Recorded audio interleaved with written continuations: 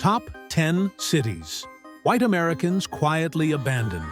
In the early 1900s, some U.S. cities were full of hope, money, and growing neighborhoods. But today, many of those same places are almost forgotten. Big houses sit empty, stores are closed, streets are quiet. What happened?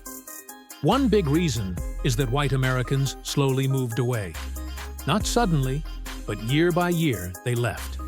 These cities didn't just lose people, they lost jobs, schools, and safety. And even though these cities still have life, they are not what they used to be. You'll be surprised to see which cities made this list and the reasons behind it. 1. Detroit, Michigan. Detroit was once one of the richest cities in America. In the 1950s, it was known as the Motor City because big car companies like Ford and General Motors were based there. But when car factories started moving to other places, jobs disappeared. White families started moving to the suburbs. This left behind poor neighborhoods with fewer jobs and schools that struggled. By the 2000s, many parts of Detroit looked abandoned. Today, you can still see empty buildings and broken homes, but you'll also find people trying to bring the city back. 2. Gary, Indiana. Gary was once a booming steel city. In the 1960s, it had over 170,000 people, most of them white. But as the steel mills started closing, people lost their jobs. White families began moving out fast. Now, Gary has less than 70,000 people, and many buildings are left to rot. Some streets look like ghost towns. Old schools and homes sit empty, taken over by nature. But even in the silence, some people still call it home and work to keep it alive. Gary is a reminder of what happens when a city is built on one thing, and that thing disappears. 3. Camden, New Jersey. Camden is just across the river from Philadelphia. In the 1940s and 50s, it had factories, shipyards, and a strong white middle class. But in the 1970s, jobs started disappearing. Companies closed down or moved away. Crime went up. White families started to leave in large numbers.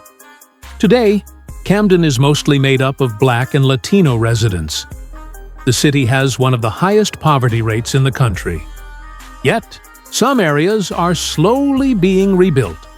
Still, the scars of the past are easy to see on almost every block. 4th East Street, Louis, Illinois. Back in the early 1900s, East St. Louis was a busy industrial city with jobs in railroads and factories. But racial tension grew as black families moved in for work. After a deadly riot in 1917, the divide between races grew worse. Over the next few decades, many white residents left the city. By the 1980s, East St. Louis was one of the poorest cities in America. Today, many streets are lined with boarded-up homes and crumbling buildings, but its people still try to hold on to hope, even if the city feels forgotten. 5. Youngstown, Ohio.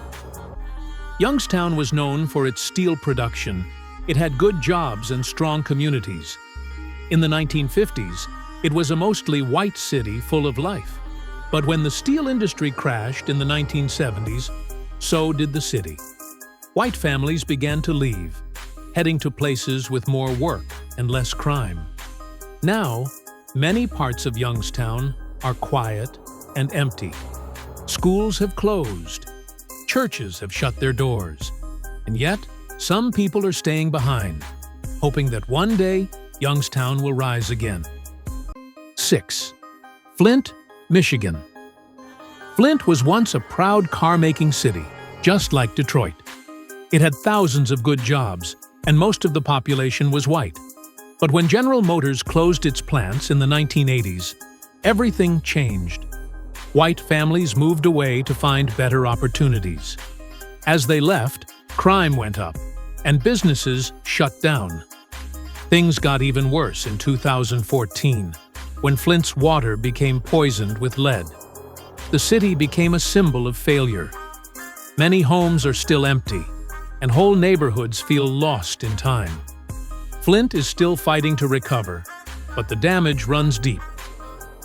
7. Newark, New Jersey. Newark was once a strong industrial city full of factories and jobs. In the 1950s, it had many white families living in tidy neighborhoods. But when industries began to shut down, tensions between races grew.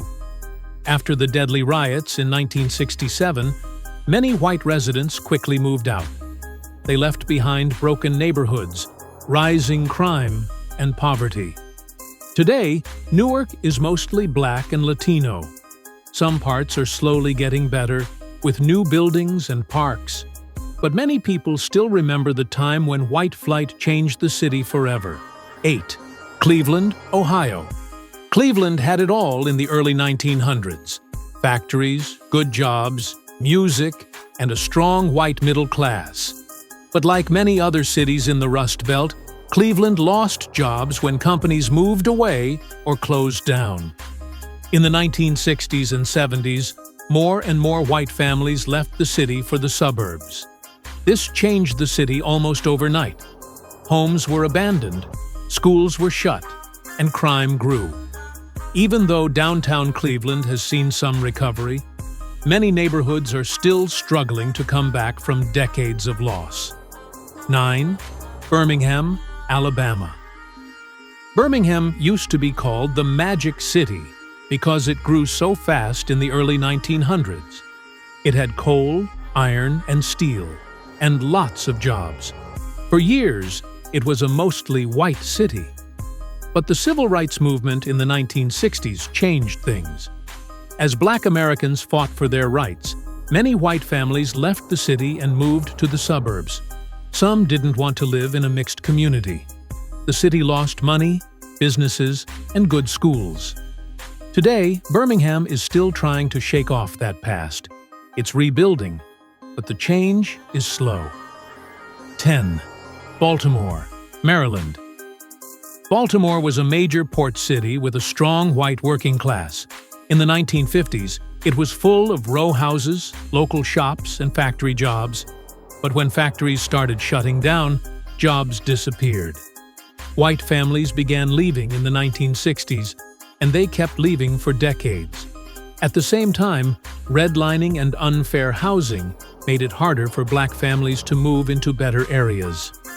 Today, Baltimore is known for its crime and poverty in some neighborhoods.